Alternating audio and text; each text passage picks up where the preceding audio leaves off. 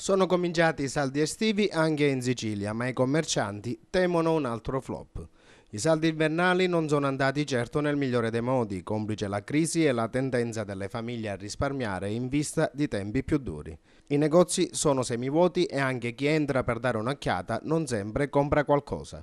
Secondo una stima di Federmoda in Sicilia, ogni nucleo familiare spenderà per l'acquisto di abbigliamento e calzature in saldo 180-200 euro, in totale meno di 90 euro a testa.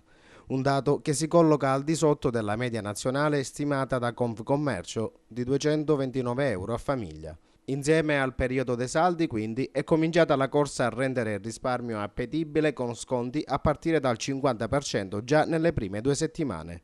In più, secondo Federconsumatori Sicilia, i saldi partono già penalizzati.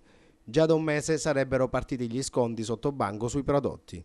Secondo l'associazione, inoltre, solo una famiglia su tre farà acquisti in questo periodo, circa 55.000 persone.